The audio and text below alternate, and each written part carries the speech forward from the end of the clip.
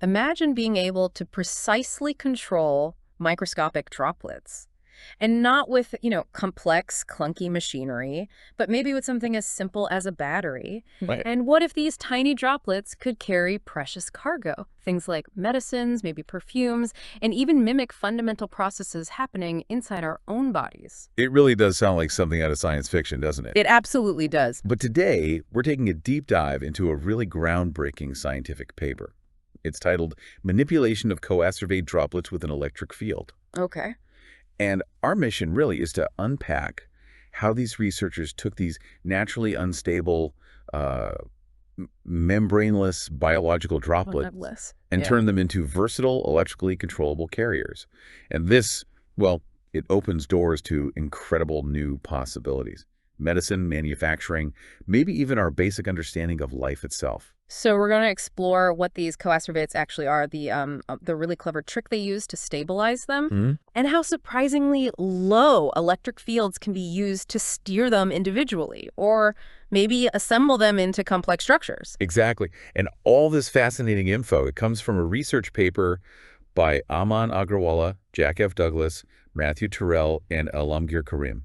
It was published in the Proceedings of the National Academy of Sciences, PNAS. Okay, PNAS. Got it. So let's start right at the beginning. These coacervate droplets. What exactly are we talking about? What are they made of? Right. So at their core, these are what we call complex coacervates. They're basically structures that form through a process called phase separation. Phase separation. Okay. Yeah, it just means they naturally separate out from a solution, kind of like oil and water, to create these distinct droplets.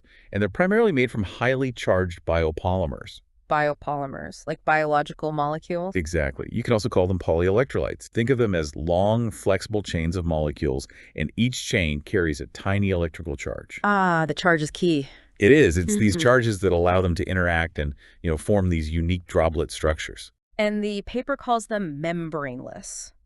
Now, for listeners who might be thinking about cells, like our body cells, what does that mean for their structure? How's it different from a cell with, say, a lipid membrane? Yeah, that's a really important distinction. When we say membraneless, we mean they lack that typical lipid bilayer membrane that surrounds our cells, the one that's so crucial for keeping things organized inside. Okay, no lipid wall. Right. But, and this is important, it doesn't mean they're just formless blobs.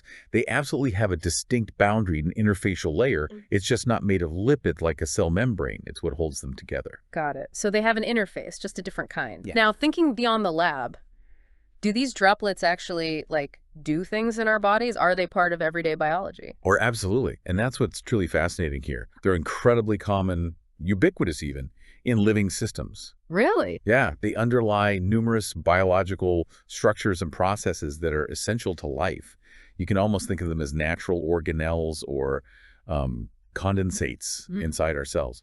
Like tiny compartments without walls? Sort of, yeah. Examples include things like Cashel bodies and P granules. These are fundamentally important structures for things like RNA processing, cell signaling, really core stuff. Wow. And the paper even connects them to critical biological processes like wound healing. It seems electrical stimuli in wound healing can actually direct how particles move and organize. So yeah, these aren't just lab curiosities, they're fundamental. It sounds like they're incredibly promising then, especially given they're naturally occurring. But you mentioned a big problem earlier, their instability. How serious is that when scientists try to actually use them? It's a major challenge, yeah. Coacervate droplets, left to their own devices, Yeah. naturally tend to coalesce. That just means they merge together almost on contact. Merge instantly. Pretty much. It's because they have this remarkably low surface tension. It makes them inherently unstable and really difficult to work with if you want to do anything practical with them. Right, because they just disappear into one big blob. And if you want to use them for anything practical, like delivery, you need control. You need to manipulate them. Now, people have tried manipulating particles with electric fields before, right? Like electroheological fluids, ER fluids. That's right, ER fluids. Yeah. There's been a long-standing interest in that. But the traditional methods, they usually involve hard colloidal particles, like tiny solid beads. Okay.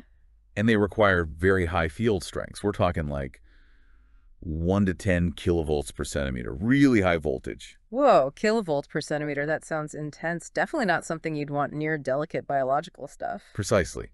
That kind of power is totally incompatible with biological systems or, frankly, many applications people envision. Yeah. It's been a major roadblock. Despite this instability problem, you said these droplets are biocompatible. Yes, highly biocompatible. That's one of their big selling points. They aren't toxic to living systems, which means they could potentially encapsulate and transport various kinds of molecular payloads safely. Payloads. Like cargo. What kind of cargo are we talking about? Oh, a really wide range. It could be things like scents or reactive species for, say, personal care products or food science. Okay. Or it could be proteins, genetic materials like DNA or RNA, or even synthetic drugs for medical science. Think targeted drug delivery. The potential is huge if you can stabilize and control them. Okay, so we've got these amazing biocompatible droplets that can carry important stuff, but they're fundamentally unstable, wanting to merge instantly. How on earth do you stabilize something like that? What was the breakthrough here? Right, that's the core problem they tackled. And what's truly astonishing about this paper is just how elegant and, frankly, simple their solution was. Simple. Okay, I'm intrigued. The researchers found this powerful yet incredibly straightforward way to stabilize them. They took the coacervate macrophase, it's like the bulk separated goo of the coacervated material, and they simply transferred it into deionized water, DI water. Wait, that's it. Just put it in cleaner water. No complex chemistry, no special additives. That's basically it. It feels almost too simple, doesn't it? But it's a simple change in the environment that has these profound effects. Okay, how? What's the thinking behind why that works? So the proposed mechanism, the hypothesis, is really interesting. Transferring them to DI water essentially washes away or extracts counterions from the droplet interface. Counterions. If that's Those are the oppositely charged ions hanging around the polymers. Exactly. They normally sort of screen the charges on the polymer chains. Yeah. When you remove them by putting the droplets in DI water, Yeah. it allows the positively and negatively charged polymer chains right there at the droplet's surface at the interface to interact directly. They form these physical crosslinks. The paper calls them intrinsic ion associations. Physical crosslinks, like tiny Velcro hooks between the chains. That's a decent analogy, yeah. It creates this self-sealing, highly viscoelastic interfacial layer. Viscoelastic, meaning kind of rubbery and sticky. Kind of, yeah. It's both viscous, like honey, and elastic, like rubber. This unique layer provides a strong steric repulsion. Think of it like an invisible, bristly shield around each droplet Okay. that physically pushes other droplets away when they get too close, and that prevents them from merging, from coalescing. That is brilliant. So they built this invisible, flexible shield just by washing away some ions. How did they prove it actually worked? What was the evidence? Well, first, they saw incredible longevity. These stabilized droplets lasted for over a month. They even had some 21-month-old samples that still kept their perfect spherical shape. 21 months. Wow. Yeah. And then their resistance to merging to coalescence was obvious. Unlike the unstable ones, these stabilized droplets didn't merge even when they were mixed really vigorously. They even spun them down in a centrifuge at high speeds like 2,500 times gravity for 30 minutes, and they stayed as individual droplets. They really kept their distinct identities. That's a massive improvement. That sounds incredibly robust, but does making this strong interface turn the inside of the droplet into a solid, like a gel, or does it stay liquid? That's a really critical question, and the answer is key. Despite this very effective stabilization on the outside, the interior of the droplets remains liquid-like. It doesn't gel up. How did they check that? They used a couple of clever methods. One was fluorescence recovery after photo-bleaching, FRAP. It basically measures how quickly molecules move around. Okay. And they found similar diffusion times for polymers inside both the stable and the unstable droplets. That tells you the insides are still fluid and dynamic. Makes sense. And even more direct proof came when they applied an electric field. They could actually see electrohydrodynamics flows inside the droplets. Electrohydrodynamic flows, meaning the liquid inside was swirling around. Exactly. They put tiny tracer particles inside and watched them move convectively when the field was on. That's definitive proof that the core is still fluid. So it's a liquid core, definitely liquid, but with this super thin, strong, yet flexible skin holding it all together. The paper mentioned it's only a few molecular length scales thick. Precisely. Extremely thin. And interestingly, there's a parallel here. It's kind of analogous to how scientists make polyelectrolyte multilayer films. Those are also often stabilized by washing steps in DI water during assembly. So it suggests a similar underlying physical principle at play. Really quite elegant. Okay, stabilization solved. Now for the really exciting part, I think.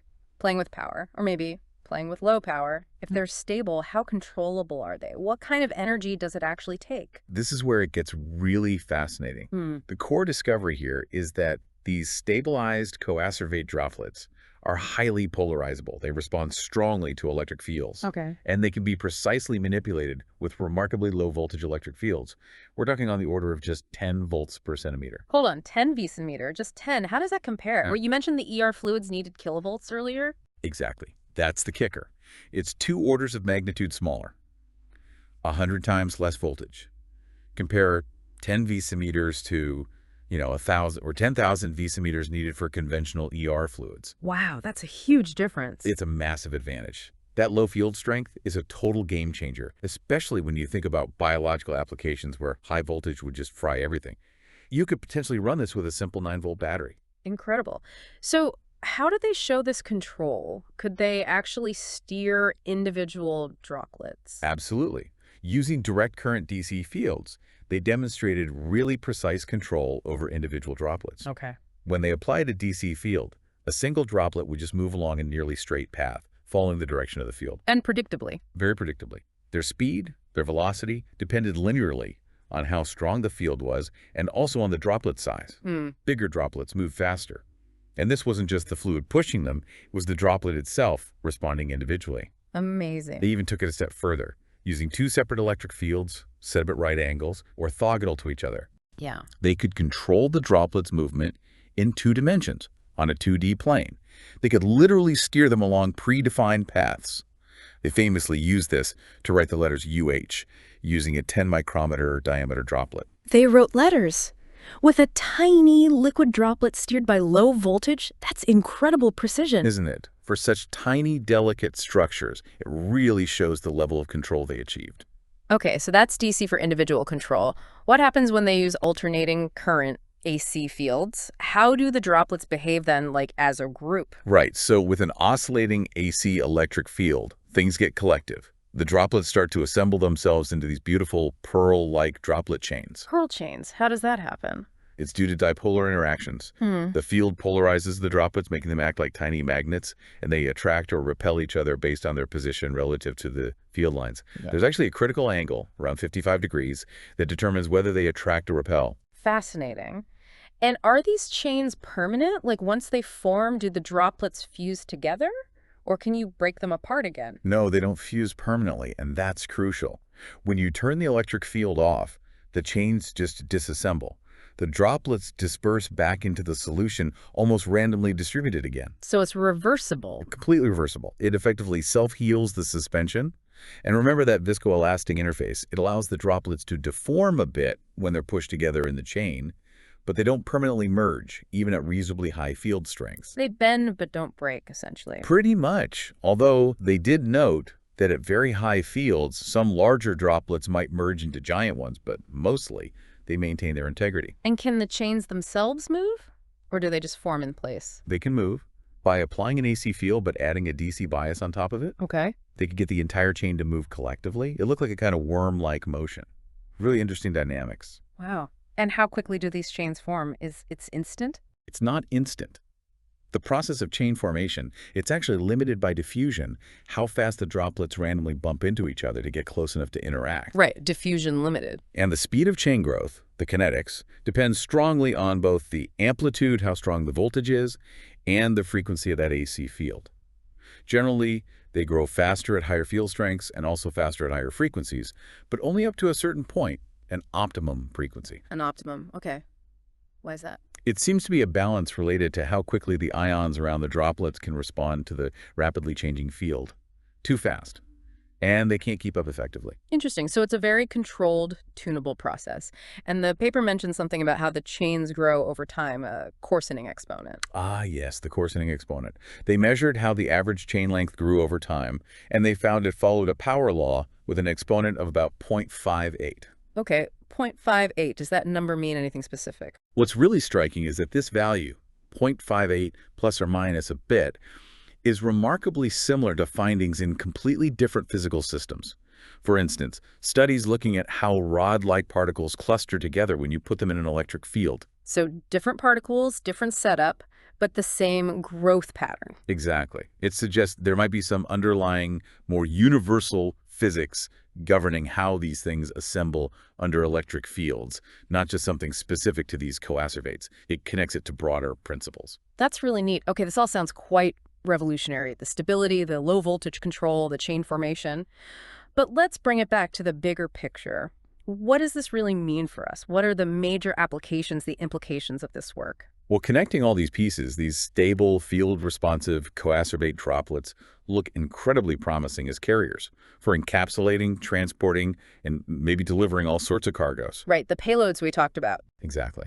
And the key advantage, the thing we keep coming back to, is that incredibly low field strength needed for control. Yeah. Just 10 VSimeters compared to the kilovolts needed before. Yeah. That makes them far, far more compatible with anything biological or delicate. Yes. Think about personal care products where you wouldn't want high voltages, or even more excitingly, medical treatments, targeted drug delivery. So you could potentially guide drug-filled droplets precisely to a target in the body using just a very small, safe electrical field, maybe powered by something tiny like a small battery? That's the vision, yes. And beyond just applications, this system offers really profound insights into life itself. How so? Well, the way these droplets form chains under electric fields, similar phenomena are actually observed in biological systems, like suspensions of cells. Ah, okay. So this coacervate system, it becomes a really valuable model system. It's simpler, more controlled, but it mimics some complex behaviors. It helps us understand the electrodynamic aspects of how living systems work, how natural biological structures might organize. That's fascinating. And the paper even hinted at, like, origins of life research. It did. They suggest that this very minimalistic way of stabilizing them, just washing in DI water to create this interface, could have implications for how the very first protocells might have formed. Before complicated things like lipid membranes evolved. Exactly. Maybe there were simpler ways to spontaneously form these semi-permeable compartments early on. It's a potential piece of that huge puzzle. Wow. And it also connects to deeper theories. There was seminal work by a physicist named Frulich who proposed that electric fields could induce switching in the polarization state of biological materials, and that this might underlie many important life processes. Okay. This research kind of motivates looking again at those ideas. Could these coacervate materials exhibit that kind of Frulich-like switching? It pushes us to understand the fundamental physics of how life uses electricity at the molecular level. These simple droplets might hold some really important clues. So just to recap then, today we've really taken a deep dive into this fascinating world of coacervate droplets. We've seen how a surprisingly simple trick, just putting them in deionized water, can transform them from these unstable, fleeting things. Right, from ephemeral structures. Into robust, yet still liquid-like carriers that you can actually control with electricity. And we discovered how precise, low-voltage electric fields can guide individual droplets, almost like tiny robots, and also assemble them into these complex but reversible chains. It mirrors some really sophisticated biological processes. And it opens up this huge range of possibilities for future technologies, from medicine to materials. Absolutely. So maybe a final thought for our listeners to chew on. If such a simple, really elegant mechanism, just washing with DI water, can create these stable, electrically controllable compartments, what does that really tell us about the fundamental principles of self-organization? Yeah, both in how we might design advanced materials in the future, but also maybe how the earliest stages of life itself got started. And flipping that around, how might this precise low-voltage control that they demonstrated, how might that truly revolutionize fields like targeted drug delivery or maybe even microrobotics, areas where you need to move delicate cargo with just incredible precision? It's a really powerful idea. The potential to manipulate matter at that scale with such gentle control, it really does, well, electrify the imagination, doesn't it?